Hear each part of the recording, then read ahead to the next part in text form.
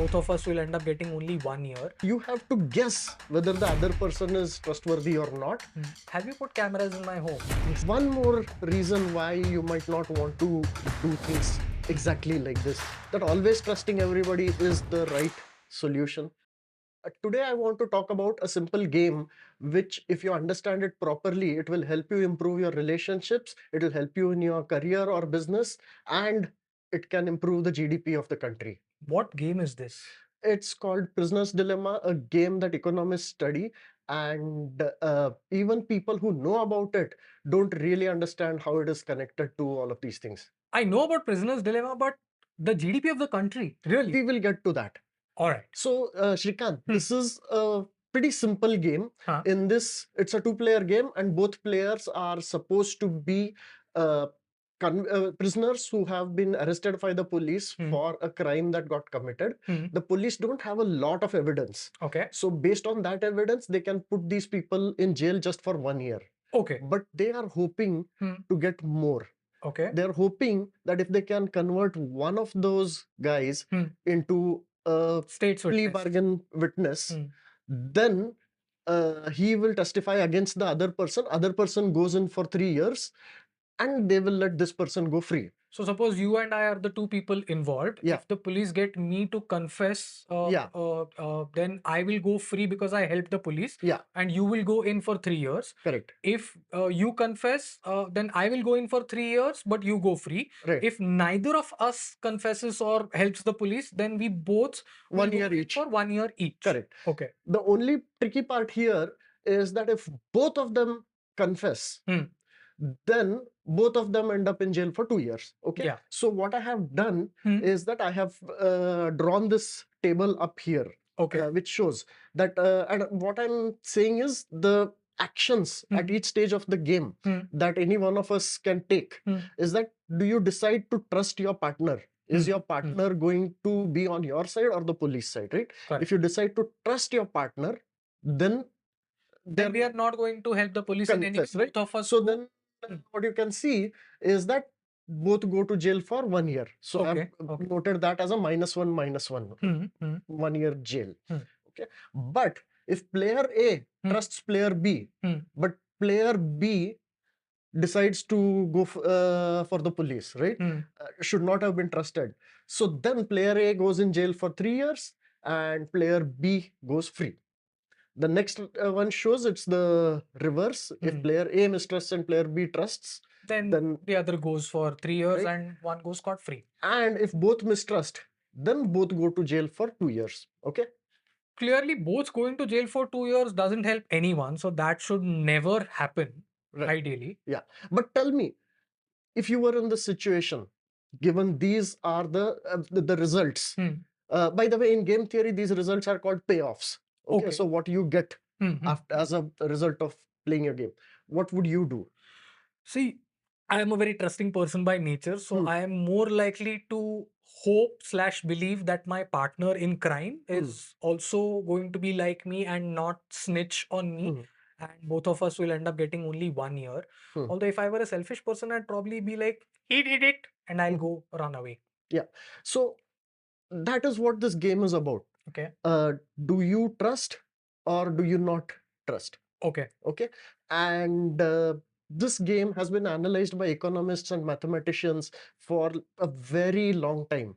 In fact, I want to talk about a competition that has been happening since 1982, where people submit their strategy for how to play this game. Okay.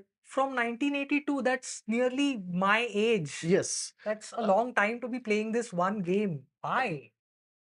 We will come to examples of why this is such an important game to play and understand. Looking forward to them, seriously. But do you realize the following? That if you knew beforehand that somebody is not a trustworthy person, then you should not be trusting them, right? You should also, I mean, by the way, this is called, in game theory, the words used are cooperate and defect. Okay. Cooperate means you're cooperating with your friend. You're both not confessing. Okay. And defect means you decide to sell your friend and Stabbing in the back. Stab in the back. Defect is stab in the back. Okay. Right? Now, if you knew that the other person is not a trustworthy person, you should defect. So otherwise, tell me something. Where in real life will you find examples of this happening? I understand prisoners having this scenario with the cops, but in real life, does this really happen? Does this situation ever arise? So, one example is, suppose there is a city and there are two businesses both selling school uniforms. Okay. Okay. And everything is going along fine. Both are selling. This shop gets half the business, that shop gets half the business. Fair enough. Okay. Now, both of them have to decide whether to start advertising or not. Oh. Okay. So let's see what happens. If neither of them advertises, both of them are getting half-half. If one advertises and the other doesn't, this shop's money goes up, right? Profits go up, and the other one goes down. So this is just like the 0 minus 3 situation. And the reverse is also true. If this shop advertises and the first one doesn't, right? Whichever shop advertises gets the larger share of the revenue, larger share of the market. But if both of them advertise, their advertisements cancel each other out, and they're both back to where they started, but they have now lost money on the advertisements. I would call that losing money. The advertisers still make money. So okay, yes. But let's understand yes, advertisers exist and that's a good thing, but let's understand from the point of view of the two shop owners, right? Yeah. So if both of them advertise, they are worse off. Right. Correct. And so that is equivalent to the -2 situation. True. Right. And if both of them don't advertise, then it's the win-win situation that you want. Right. But that makes sense. There is an incentive for one of them to defect. And what does defect mean in this case? Advertise over the other not advertising. Correct. And then make a lot of money. Yes. Right? Yes. So you can understand why analyzing this game and finding a winning strategy can be important in business. Fine. But okay. I'll give you another example. Okay. There's a bachelor who needs to go to work at 9 o'clock, and he needs to employ someone to come in and clean the house, clean clothes. Fair enough. A lot of that person says she would like to come in at 11 o'clock because she has her own children to take care of before 9 o'clock. Okay. That also happens on a fairly regular basis. Now the bachelor has to decide whether to trust her with the key, okay, or not trust her, and he has to then wait until 10 o'clock and then reach late. Have you put cameras in my home? Yes. So again, you see, it's the same situation. Yes. If they both trust each other, then they're both better off. Win-win situation. If he trusts her and she decides to steal something from his house, then she is better off and he is much worse off. 0 minus 3. Correct. The reverse one can also be true. And both of them mistrust each other. Then they're just like, he is late to work and he has her looking over her in an untrustworthy, hostile work situation. Yeah, that entire situation becomes hostile work environment and whatnot. So yeah, true. That resonates with a lot of people, I'm assuming. Me, I don't. Even in your relationships, all your long-term relationships, your friendships, you can end up in trust scenarios, corporate scenarios where both of you are better off, or you can end up in defect situations where you don't trust the other person doesn't trust you, and then you have a horrible relationship where you keep thinking of things from 5 years ago when that person was bad and bringing up those relationships, right? Yeah, sounds like a lot of marriages I know. Yes. Yes. In fact, understanding this does help. Okay. True. So what is the winning strategy? Yes. Okay. So I told you this game is being played from 1982, where the top minds in game theory and computer science algorithms, they submit algorithms. And what the algorithm is trying, do you think that always trusting everybody is the right solution? No, it doesn't make sense if I encounter a person who is prone to cheating and who is, selfish, so that person is always going to defect no matter what I try, no matter what I do. So always trusting is never a good strategy. Well, as in you're now disagreeing with Jesus Christ and Gandhiji, but even I agree with you that always trusting is not. I mean, people are just going to take advantage of you. I have seen that happen. Right? Then the question is that you have to guess whether the other person is trustworthy or not, and then you will decide whether to play cooperate or play defect. Okay. And those algorithms have very sophisticated analysis to guess whether the other person is going to defect or not. Okay. And of all the top algorithms, every year, do you know what algorithm has been winning? It's a very simple algorithm. I wonder if it is the algorithm that always cheats. No, always cheats, always ends up. See, an algorithm starts cheating. Always Very defects. soon, always defect. Very soon, the other people realize that cheating is going on and they also start defecting. And then you are stuck in a defect loop. You're continuously defecting against each other. Both of you are worse off. Right? So that doesn't work. And of course, always cooperate also doesn't work. It has been shown again and again that always cooperate gets taken advantage of and does very badly in this. What really wins the game every year against all the sophisticated algorithms, against all AI ML algorithms is tit for tat. Just remember what this person did against me last time. If they cooperated, I cooperate. If they defected, I defect. That's it. That goes against what Jesus Christ and Mahatma Gandhi said. By the way, you were just saying that as a benchmark. When it's the question of deciding whether to give your house key to the maid or not, nobody remembers Mahatma Gandhi, right? Everybody, what they should be doing is this: trust that person and then see if the trust is justified. Trust but verify. Trust but verify. That's what tit for tat is. Okay. Right? Okay.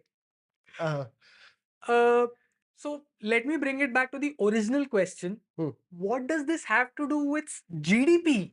Okay. So there is another interesting survey that's being done for many years. It's called the World Values Survey, where they ask questions about values of people in different countries. And one of the questions in that is called the trust question. And what they ask is, do you think people can generally be trusted? That's it. That vague a question. Yes. And then you see what fraction of the people in any country say yes. Okay. So in Sweden, around 60-61% say yes, people are trustworthy. Okay. In places like Colombia and Brazil, what do you think? Very few people. Less than 10%. Less than 10%, right? In India, it is around 28-30%.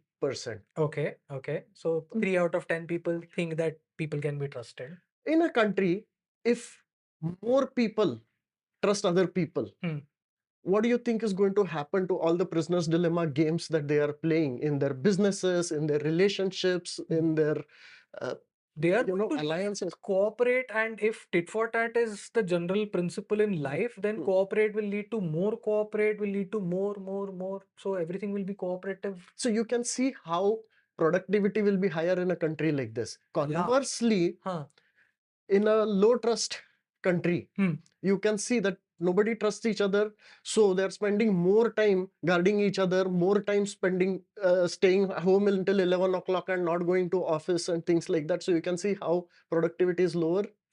So economists actually plotted a graph. They put on the y-axis, they put the GDP per capita of a country. On the x-axis, they put the trustworthiness score of the country, and you can see it's a nice correlation. In fact, there are some economists who believe that a 1% increase in the trustworthiness of a country can lead to a 1% increase in GDP. Trust me, bro. Trust me, bro. Yes. Trust me. Yes. So that's why this is so important. I can definitely see how it becomes a matter of national importance now. So India with 30% of trustworthiness can get a much higher GDP if we begin trusting each other a little bit more. Absolutely. Nice. Yes. So now this begs the obvious question: is this principle always applicable? Do you always, of course, it doesn't make sense to always trust and always cooperate with others, but how does the tit for tat principle? So I think there are three important things to keep in mind. First of all, not all games are prisoner's dilemma games. Okay. Because when you are playing a sport, right? Virat Kohli can't tell the bowler ki yaar just ball slowly so I can also chill and relax. Both of us relax, we go home happy. Yeah. Right? There are Imagine that happening in an India-Pakistan match. Bhai, thoda slow dal. Yeah. So there's an entire category of games called zero-sum games, which are not prisoner's dilemma, and tit for tat is not a good strategy. Another one that we will talk about in a different episode is a game of chicken, right? I mean, so if in a ransom situation, somebody's taken a hostage, you're not going to do tit for tat. Yeah. You better not do Strategy tit for will be tat. very different depending on the game. That is first. Second is that there is a difference between playing prisoner's dilemma once versus playing it for a long time with the same person, right?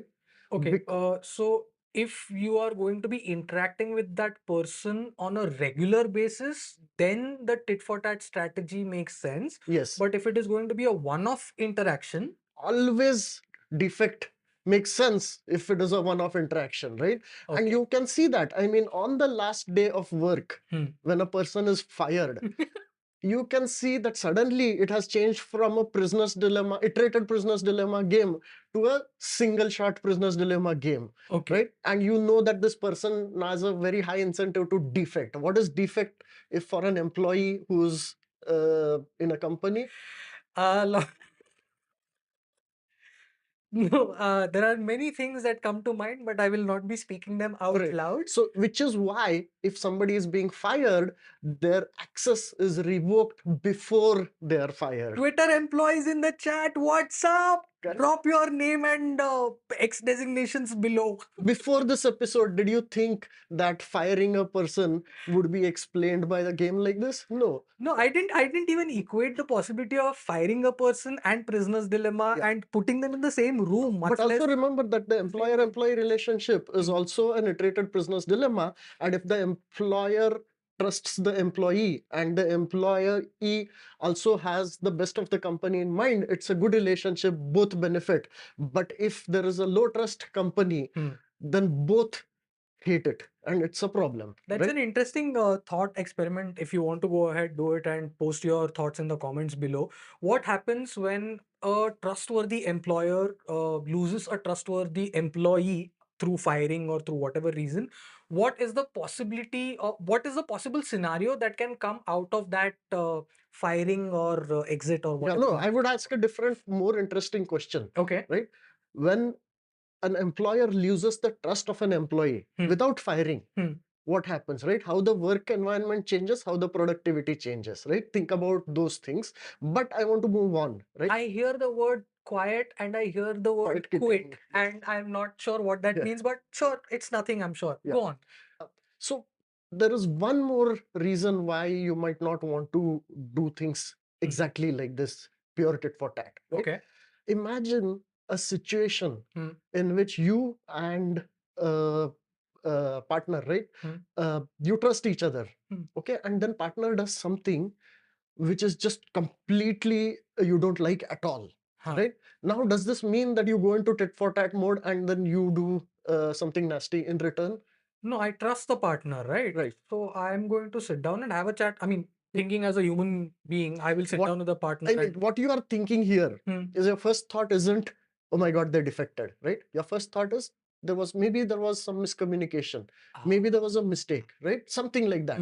So, in fact, when I said that tit for tat always wins, that is not true. It always won for the first 15 years or so. After that, a new strategy started winning. And the new strategy is tit for tat with forgiveness. That if you see an example of defect, you don't immediately go into tit for tat mode. What you do is you assume there might have been a miscommunication. You forgive. In the game, you forgive once. In real life, you might forgive 2-3 times. Only when it becomes a pattern of defects, that's when you switch over to defect. So Mahatma Gandhi and Jesus were both right. You have to forgive, learn to forgive. Yeah, don't overdo it. Okay. Of course. That is the reality. Yeah. Also read Gita. Yeah. Yes. So Mahatma Gandhi, Jesus Christ, and Gita all together form the ideal strategy Yeah. for solving Yeah. the prisoner's dilemma. Yeah. One very important thing I want to mention is that there is an online simulation of this game called The Evolution of Trust. We will put the link with the video. It takes about half an hour to go through that simulation and play those games. Even kids as small as 6 years old can play it, but it is phenomenal. It really, really teaches you when and how to trust somebody, the importance of trust, and how in a small society, how trust builds up or mistrust builds up, right? And how little things like, forgiveness can make a difference. Also, it talks about different strategies which you can play this game with and how those strategies do in different environments. Highly recommended. We'll definitely put that link in the description. And yeah, prisoner's dilemma. Who would have thought it would connect personal relationships and the GDP of a country? But it does. And that's what Naveen here taught us today. My name is Shrikant. This is Naveen, and this was Future IQ.